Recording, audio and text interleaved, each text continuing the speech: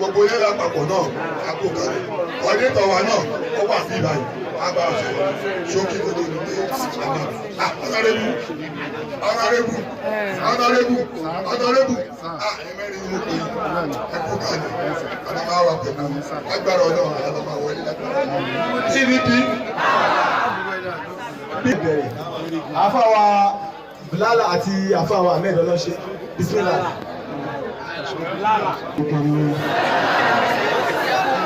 Sallu ala nabi Mustafa.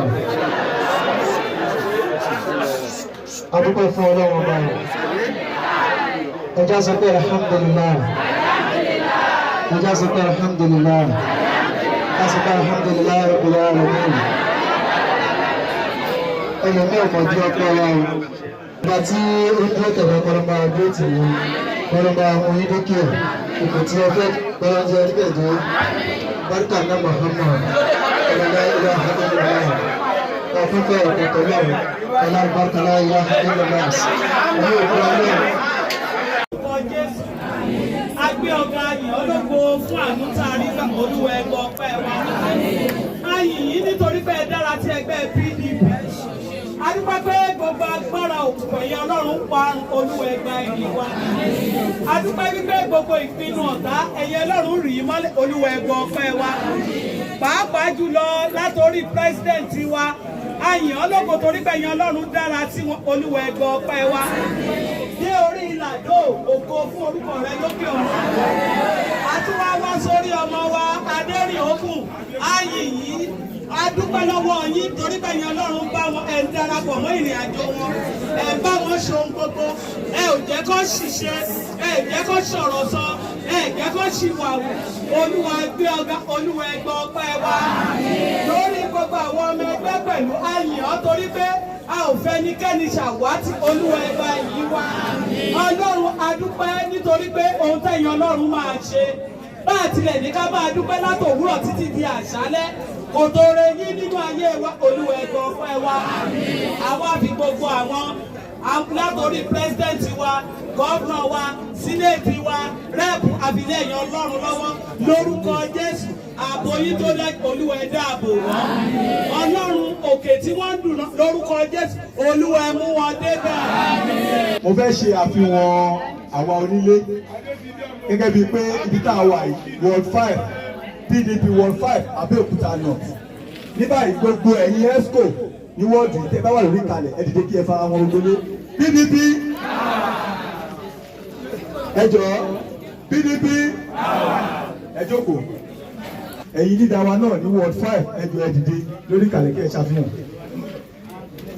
PDP akínyìn ẹkú ìjókòó ní báyìí kò sí àkókò púpọ̀ láti lè nítorí pé àwọn àlejò wa ọ̀nà wọn pọ̀ lẹ́nu a kí wọn káàbọ̀ inú wa dùn nígbà tí a rí wọn ó sì jẹ́ pé ní orí rédíò ní ọ̀pọ̀lọpọ̀ yín ti ń gbóhùn wọn bí wọ́n ṣe máa ń ṣe ìtàgé oríṣiríṣi tí gbogbo wa náà dẹ̀ máa ń dunnú. PDP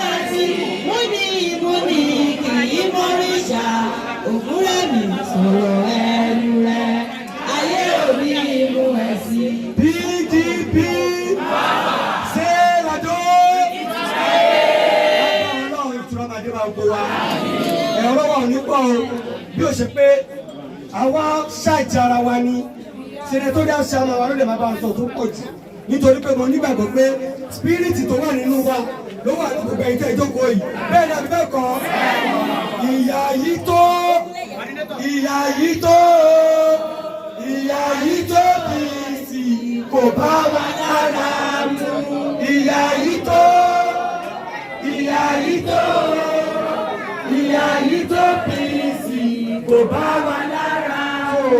ọ̀rọ̀ mi ò ní pọ̀ máa pèsè ní tó dá ṣàmà wa kó wá bá ọgbà òyìn wa sọ̀rọ̀ kó wá ṣáàjì wa wípé iṣẹ́ tó wà lẹ́yìn ó ti ní iṣẹ́ ajẹ́rìí tí ó ń bá iṣẹ́ kí ni mo pè é iṣẹ́ ojúlé sójúlé iṣẹ́ woro sí woro ọ̀tẹ̀ sọ́ọ̀tẹ̀ ẹgbẹ́ ní pàtàkì sí tó dá ṣàmà wa.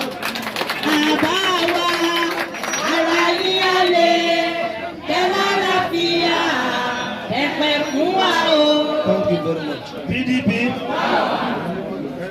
PDP and win. DG wọ́n ní kí n sọ̀rọ̀.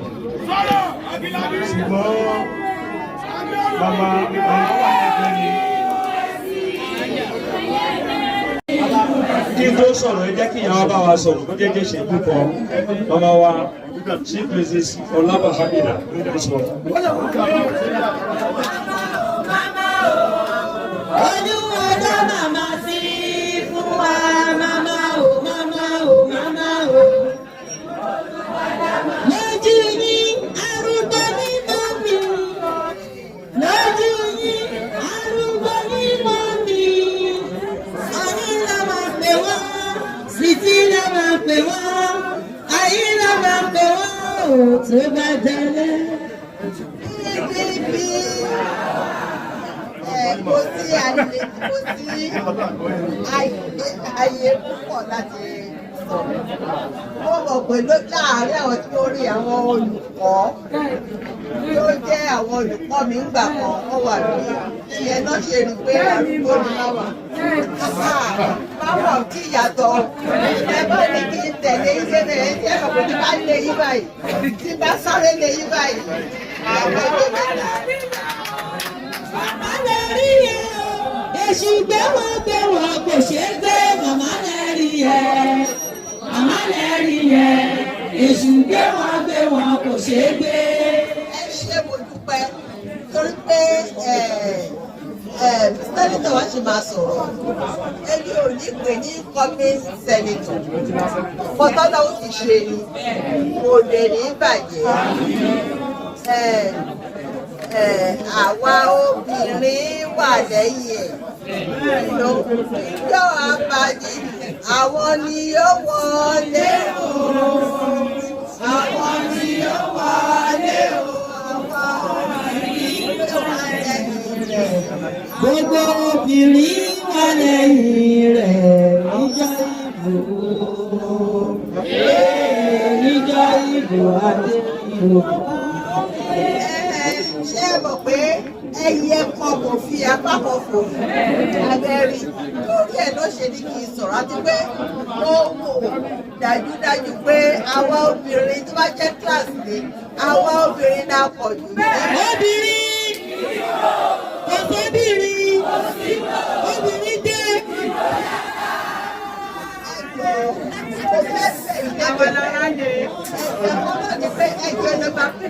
Agbára kan ṣùtà ní nìyẹn BBC ẹlọ́gbà o ẹ má jẹ́ ká kàn máa jókòó kiri BBC ní agbára wa ẹjọ́ ẹlọ́gbà lórí pé òun ló kúrò fún wa bí bẹ́ẹ̀ kọ́ jókòó yẹ̀yẹ́ náà ò ní já jókòó yẹ̀yẹ́ o ẹjọ́ ẹlọ́gbà tábà dé ọjà Ìbẹ̀rẹ̀kọ̀dọ̀ àti ọjà ẹlẹ́gà ẹ jẹ́ ká máa sọ fún wa. Sọ́lọ́jà sọ́lọ́jà o. Sọ́lọ́jà sọ́lọ́jà o. Ẹ̀sọ́lọ́jà ní sọ́lẹ̀ lùbọ́ o.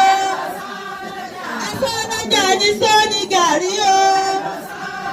PDP ló ní sáà yìí o. Aderinokun ló ní sínétọ̀ o. Adéjìdé súnmọ́ fàwọn. Wọ́n pẹ́ bá wà lórí ìjọba. Kì í kàkàkùgbà. Iṣẹ́ bẹ́ẹ̀ yẹ iṣẹ́ ti yá.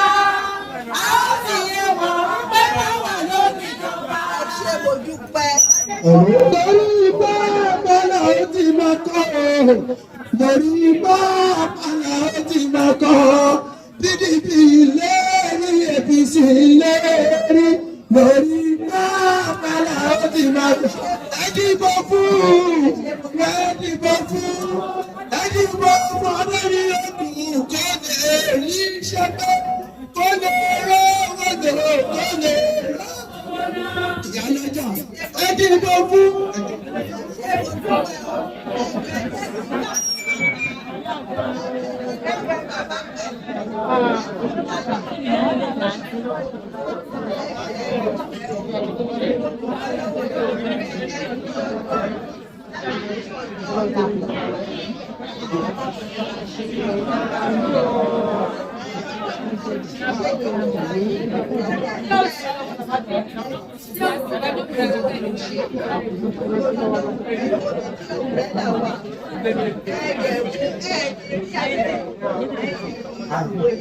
Ọlọ́run aṣọ wa ti gbà yẹn lọ. Ọjà wọnú rí i pé dúró déédéé Ọlọ́run á wà pẹ̀lú yìí. Ẹ ṣe mo dúpẹ́ o. Kì í ṣe bá oníṣẹ́, kì máa ṣe bá oníṣẹ́ o. Ìfẹ́ àdé o, ìfẹ́ àdé ní okùn ló wà lọ́kàn wa, kì í ṣe bá oníṣẹ́. Power to the leaders. Tí wọ́n tọ́jú bá ń pè mí sọ́jà nìyẹn. Now, mo kí alága ní wọ́ọ̀dù yìí. Mo kí àwọn ìgbìmọ̀ alábẹ́síkélé. Mo kí àwọn leaders ní wọ́ọ̀dù yìí. Kíkí yẹn mo wá fi kí gbogbo àwa members pátápátá. Torí tí ò bá sáwa, kò sáwọn. Tí ò bá sáwọn, kò sáwa. Tí ò bá sí member, kò sí ESCO. Ẹ̀yin members lẹ́jọ́ kò tẹ́ ẹ dìbò fún àwọn ESCO yín pé ẹ wá lọ bọ́ sí iwájú wa. Adúpẹ́ lọ́wọ́ Ọlọ́run. Mo kí adíje fún ilé ìgbìmọ̀ aṣòfin ní òkè mọ̀sán Honorable Ogunjimi. Mo kí Dr. Ọlálẹ́yẹ. Mo kí màmá wa. Mo kí President Oṣù. Mo kí Ṣèjìdé Táíwò. Mo kí Ẹ̀lànkè. Mo kí àwọn bàbá wa. Mo kí Díjì. Mo kí gbogbo àwọn leaders tó wà pátápátá torí àkókò. Ṣé mo pé pátì PDP àwọn alájókòó yìí? Àwọn nǹkan tèmi fẹ́ sọ fún wa rèé o. Èmi ni Paul, èmi ni Apollo lásìkò àtìlẹ́yìn ìgbà tó ti mú èèyàn kan lẹ̀. Ẹni tó bá jẹ́ party man tó jẹ́ òṣèlú gidi, ẹni tẹ́gbẹ́ bá ti fà á lẹ̀ la máa tẹ̀lé o. Ẹ mọ̀ káwọn alága méjì kan wà lẹ́yìn mi tẹ́lẹ̀tẹ́lẹ̀. Ìgbà tí mo bá wọn sọ tí wọn ò gbọ́ tán fà kíkọ́rí, ẹ mọ̀ kí mo yọ wọn kúrò náà ẹgbẹ́. A ti lé wọn jìnnà wọn sínú ẹgbẹ́ PDP mọ́. Lẹ́yìn tí a ti fa díje sílẹ̀, ẹni tẹ́gbẹ́ bá ti fà sílẹ̀, téèyàn bá jẹ́ ẹni tó ń ṣe ẹgbẹ́ dáadáa tó mọ òṣèlú, ẹni tẹ́gbẹ́ bá ti fà sílẹ̀ la máa tẹ̀lé o. Ẹgbẹ́ ti fa Aderinokun lẹ̀. Nítorí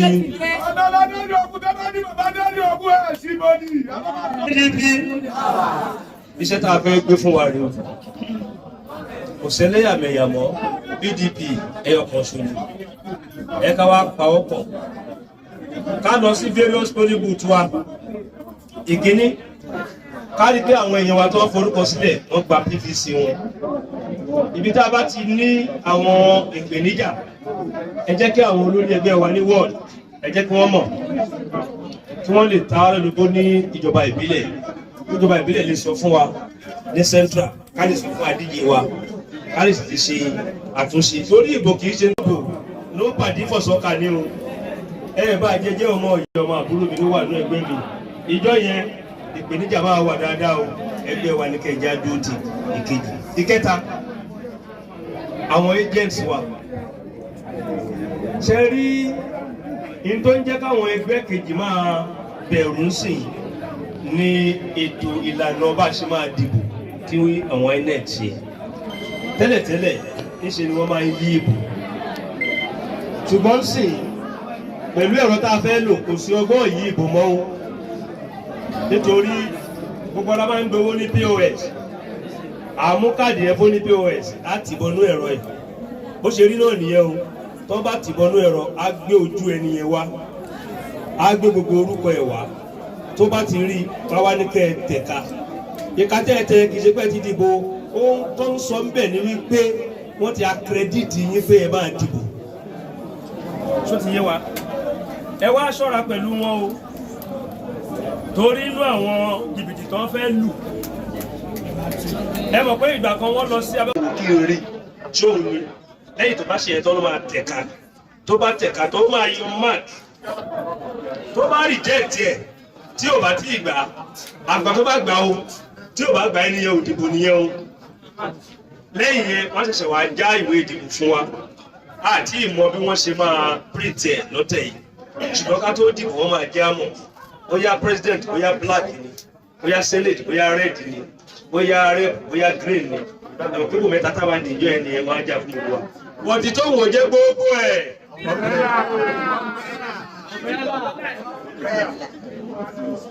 ṣùgbọ́n ẹ jẹ́ ká ètè dé polling unit o ìjọ yẹn ẹ jẹ́ ká ètè pọ̀ sí agbolé látago 5 tàbá lè dọ̀gbọ́n àti mú nọ́mbà gbẹ̀já mú nọ́mbà láti tò mo mọ̀ páwọn ìyá wa women àwọn ìyá wa ló ń dìbò jù wọ́n á dún nọ́mbà yìí wọ́n á rí pé wọ́n kàbòyẹ lójú wọn ọlọ́run ní dẹ́mi ilé gbòdò ọmọ tí inú àṣoríire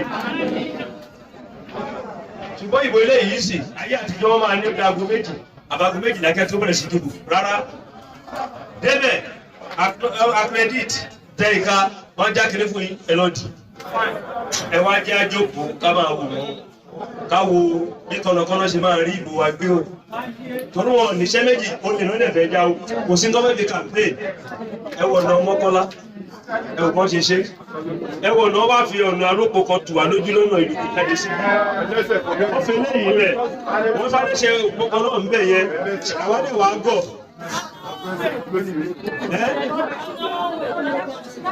pápá wá ìdíkúlá bọ́sùn wọ́n ṣe airport fún wa wọ́n gbé lọ Ìlíṣọ̀ nílùú wọn ṣe àwọn Ẹ̀gbá dẹ̀ wá dúkọ̀ àdẹ̀wà tó dìbò fún wọn ọmọ Ẹ̀gbá tó bá wà ní APC tó bá lóun campaign lọ́mọ àlè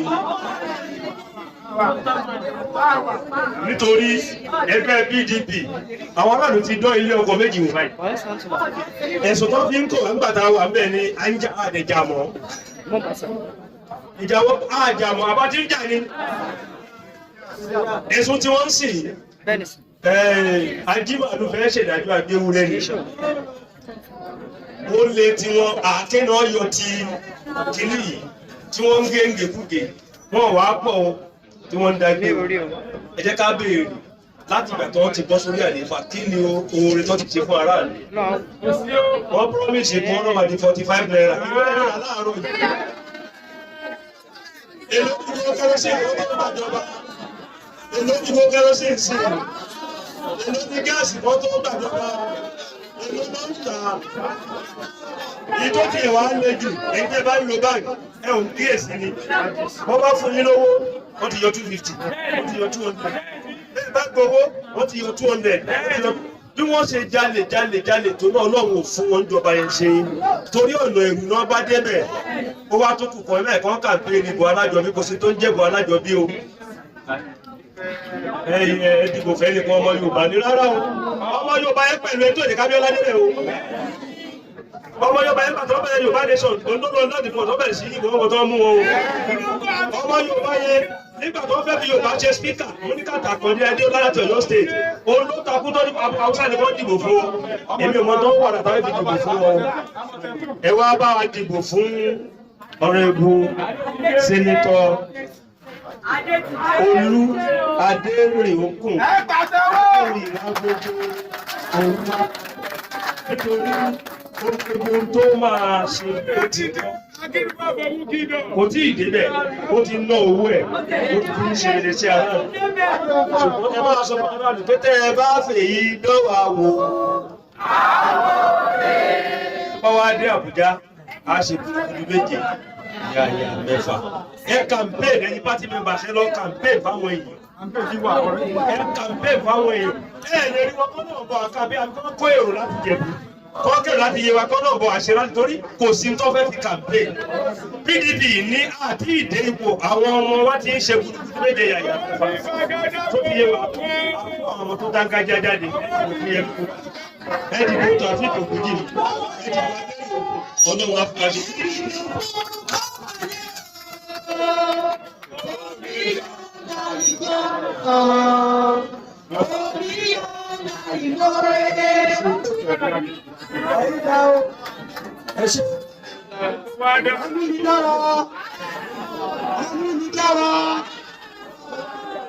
Igbo community, Igbo Kwehu, Igbo Kwehu.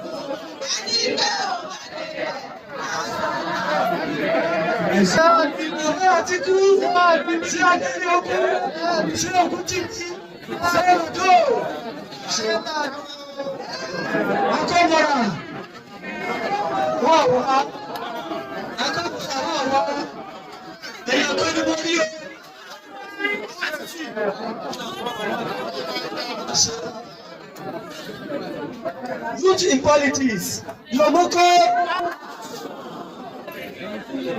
PDP new generation.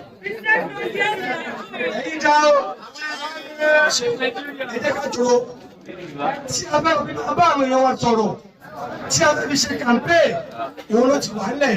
Gbogbo àwọn ètò ti ta rice 10 years ago, àwọn ètò ta ní ìsìn.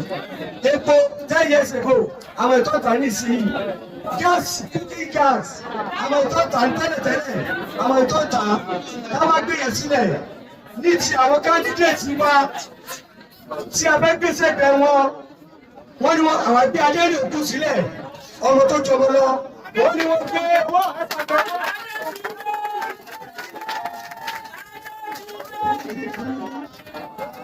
Ẹ jẹ́ kí wọ́n délẹ̀ torí ọ̀rọ̀ yẹn pọ̀ afẹ́ máa gé ni.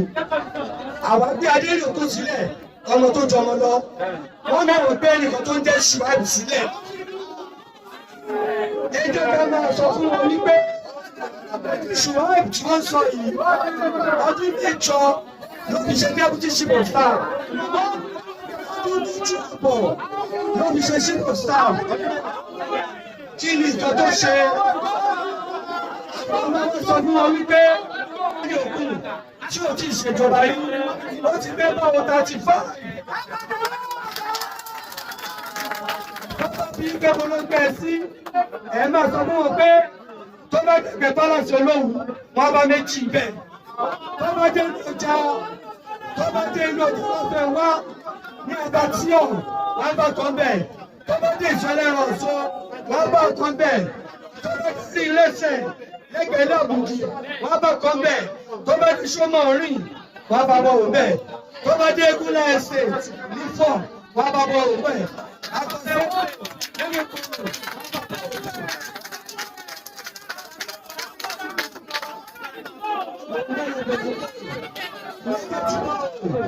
tí wọ́n bá sọ wípé ká ṣe sí ètò religious ní ti Christianity àti Muslim ẹ̀mọ́ ẹ̀jẹ̀ kan wíwọ pé ọdún léyà tó kọjá lọ yìí Olúmídé Aderinokun ó pín ẹran àgbo 300 fáwọn mùsùlùmí tí ìṣùwáìkù pín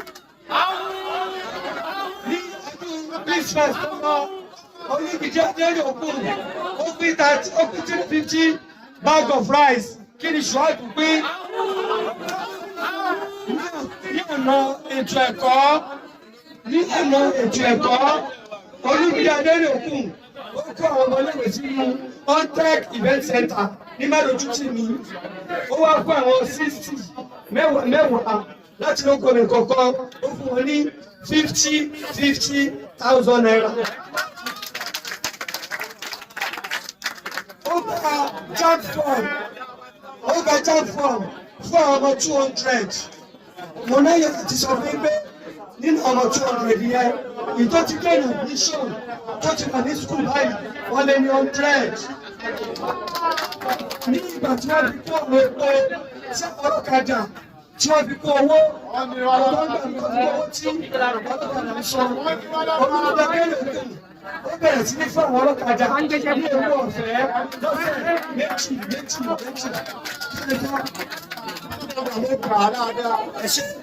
Tí o bá ṣe pé wọ́n tún fọwọ́ pẹ̀lú epo tí o tún sépo ó yẹ ká ṣe ní December ìyẹn ló máa jẹ́ ẹlẹ́ẹ̀kẹsàn ọdún ẹ̀ tá a ti ṣe.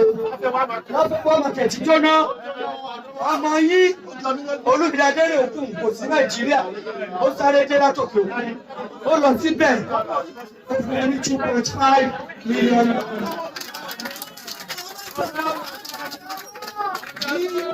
ọ̀rọ̀ pọ́nmúlé láńtàn iṣẹ́ Aderinokun tẹ̀lé pọ̀ mọ́ rárá. Pé Aderinokun ti fáwọn obìnrin ní ìyàwó tí ò ní èlé lórí ó ti fáwọn obìnrin 500. Ó yẹ kí ló fún yín.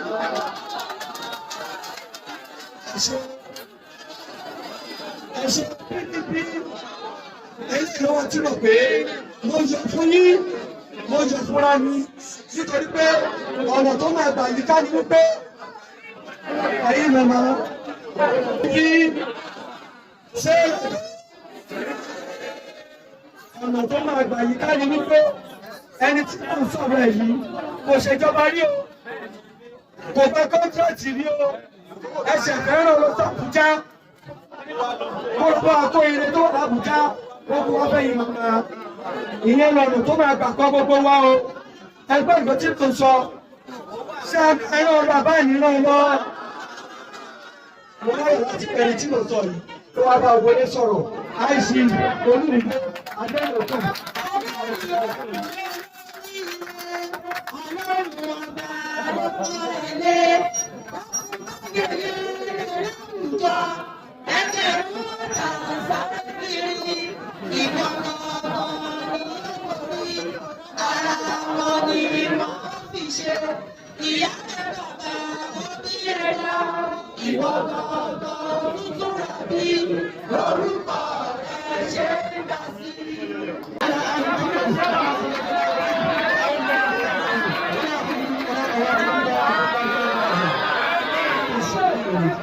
Something about all people over here. We are not saying a mouth that we need someone. Please, we people that are not know that are putting for money and there's something you want to do tomorrow. If anybody wants to create something, you are going to receive it. You know that. But we only be saying that we show you need it. We show you. But today when you are going to go, maybe we show that I go to God for you now. We also people, when we say go, we go. So think that your ability is real. Are you the people? When you say better something, 38 years, when our this money is everything, we spend more hours on our person.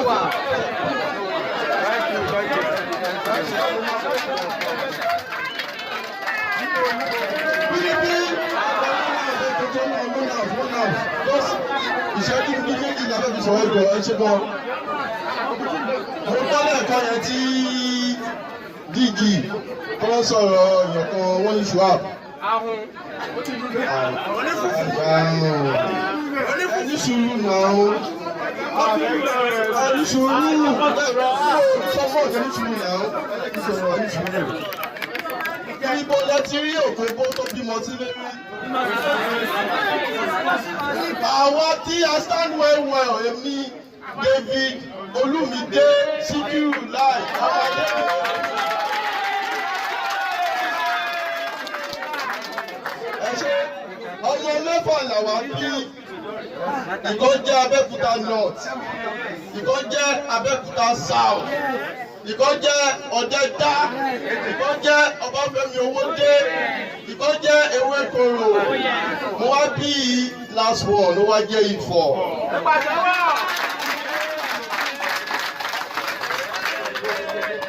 Ṣé ẹ̀rí ọmọ tiwa báyìí? Òṣèlú ẹja dé.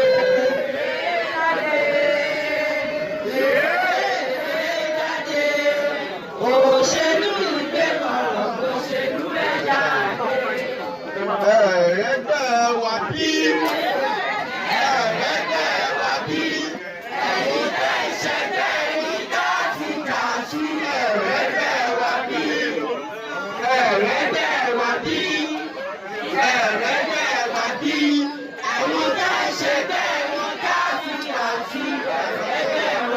PDP ẹni sùúrù àwọn YouTube ìyàwó calm down. Mo fi àsìkò yìí dúpẹ́ lọ́wọ́ gbogbo wa. Mo dúpẹ́ gidigidi fún àdúró tì yín pé ẹ dúró tì mí, ẹ dúró ti Alhaji Atiku Abubakar, ẹ dúró ti Lado, ẹ dúró ti Ògúnjìmí, ẹ dúró ti Aderinokun kóńtà. Ní agbára Ọlọ́run gbogbo àwọn ọmọ wa àtàwọn ọkọ wa náà nítorí máa di gómìnà máa wà láàrin wọn lápá.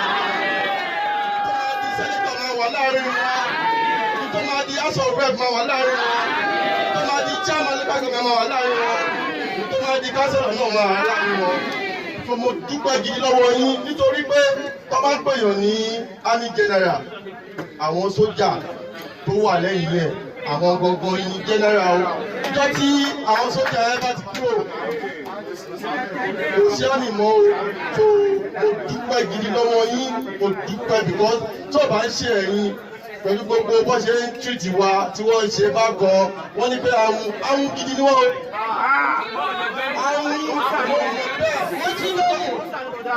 Ṣé mo pé ẹni sùúrù tẹ bá rí àwọn honourable wọ́n bí honourable àwọn councillor wọn honourable tí ó tó ń wọ̀ kàdà káàkiri ṣé honourable yẹn honourable APC mo sọ wọn ṣé honourable ìyá ẹ ti pọ̀ ju ojú ti àwọn náà wọn kò lè jáde wọ́n sọ ni wọ́n máa ń pè mí sọ dáadáa mo jẹ́ ń bá wọn sọ̀rọ̀ pé kọ́ fọkàn balẹ̀ ẹ máa wo àwọn tí PDP ẹ bó wọ́n ṣe máa wẹ̀ gbọ́n mi ẹ máa wo ẹ̀rọ mọ́ mi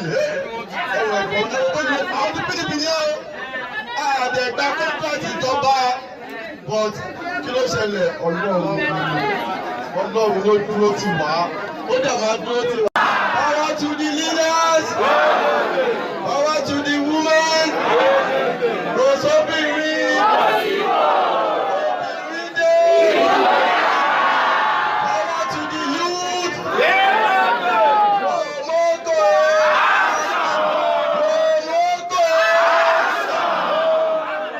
mo kí chairman mi ẹkúnṣẹ́, mo kí mọ́mí náà ẹkúnṣẹ́, mo kí ẹ̀gbọ́n mi, mo kí gbogbo àwọn leaders mi nítorí mo kí gbogbo àwọn leaders níwọ̀dì, mo kí gbogbo àwọn chairman, mo kí gbogbo àwọn bá chairman, mo kí secretary, mo kí gbogbo àwọn exco wọ́n náà tọ́jú Ọlọ́run tó náà.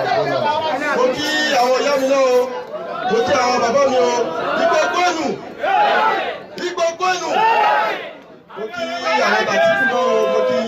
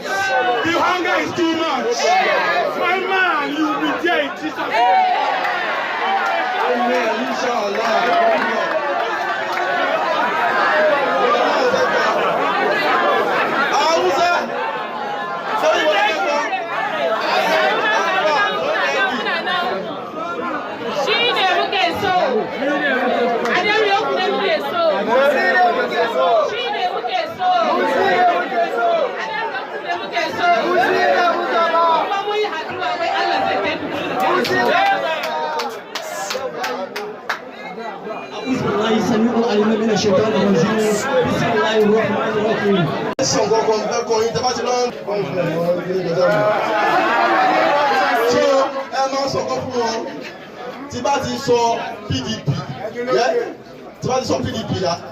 àbí nǹkan tí ó bá múnú wa dùn ẹ máa sọ pé lókè PDP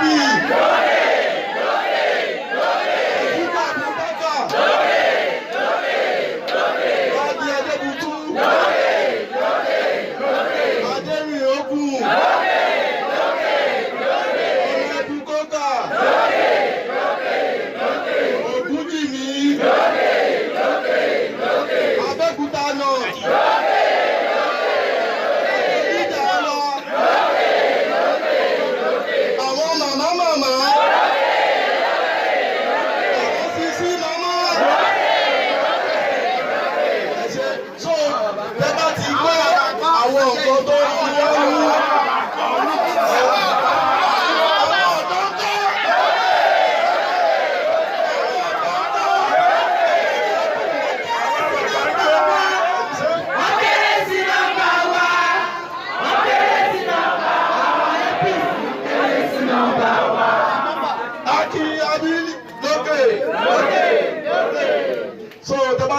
gbọ́ àwọn nǹkan tó ń rí inú tí bá ti pè é ẹ máa sọ lulẹ̀ lulẹ̀ lulẹ̀ APC Tinubu Bàbá Abíọ́dún ọ̀nà ìlú Ọ̀ṣọ́bà Mr. Shuwab.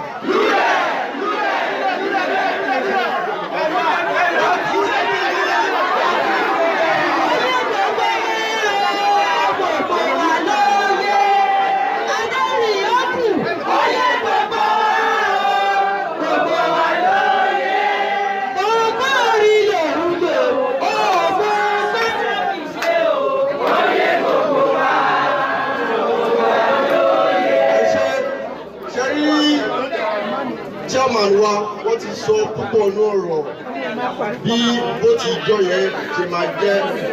Ẹ má jẹ́ kí wọ́n sọ pé èèyàn kan Yorùbá ló kàn ó. Bẹ́ẹ̀ni ṣe ń wo nǹkan tó ṣe ń lọ yìí, Yorùbá president will come from Ogun State.